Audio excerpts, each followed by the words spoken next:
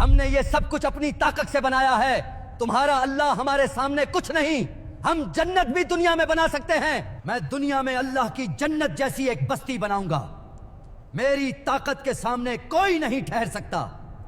ہمارا شہر مکمل ہو رہا ہے، کوئی طاقت ہمیں روک نہیں سکتی۔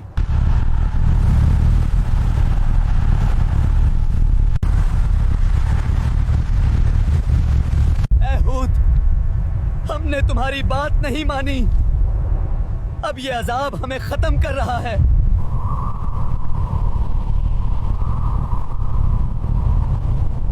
یہ کیا ہے؟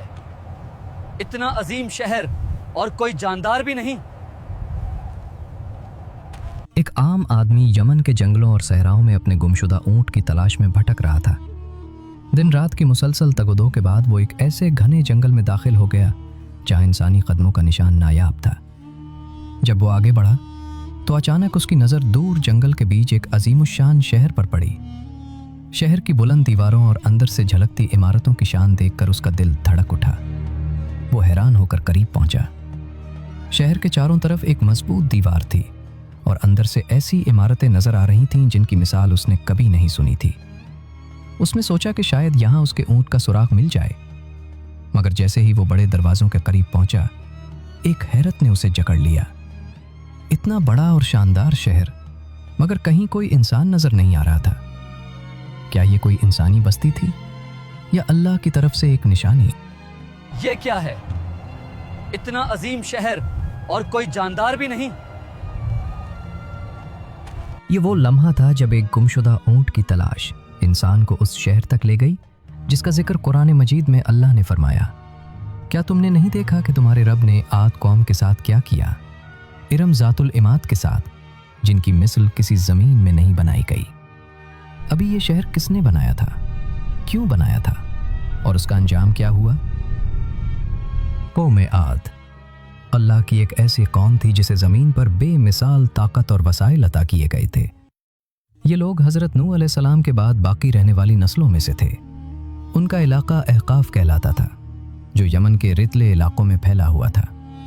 اللہ تعالیٰ نے انہیں لمبا قد، زبردست جسمانی قوت اور دنیا پر غلبہ دیا۔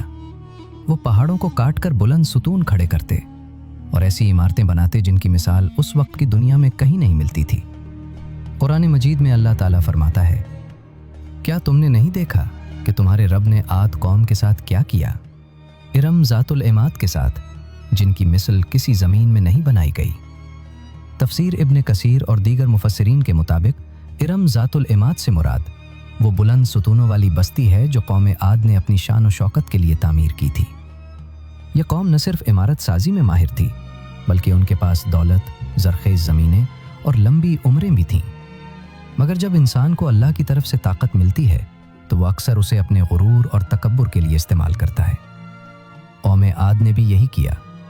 وہ اللہ کی نعمتوں کو بھول کر اپنی بنائی ہوئی چیزوں پر فخر کرنے لگے اور اللہ کی عبادت چھوڑ دی۔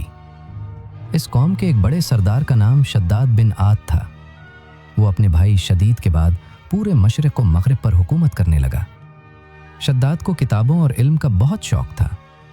جب وہ جنت کی تفصیلات سنتا کہ وہاں عمارتیں یاقوت، زمرد اور موتیوں سے بنی ہوں گی، نہریں بہتی ہوں گی اور باغات ہوں گے، تو اس کے دل میں خواہش پیدا ہوئی کہ وہ دنیا میں بھی اللہ کی جنت جیسی ایک بستی بنا دے۔ یہ سوچ اس کے غرور کو مزید بڑھا رہی تھی۔ وہ سمجھتا تھا کہ اس کی طاقت اور سلطنت اتنی بڑی ہے کہ وہ اللہ کی نعمتوں کی نقل کر سکتا ہے۔ شداد نے اپنے غرور میں فیصلہ کیا کہ وہ ایک ایسا شہر بنائے گا جو سونے، چاندی، موتیوں، یاقوت اور زمرد سے بنا ہو۔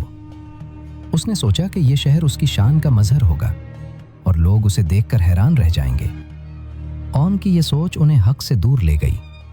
وہ اپنے آپ کو دنیا کا مالک سمجھنے لگے اور اللہ کی طرف سے آنے والی نشانیوں کو نظر انداز کرتے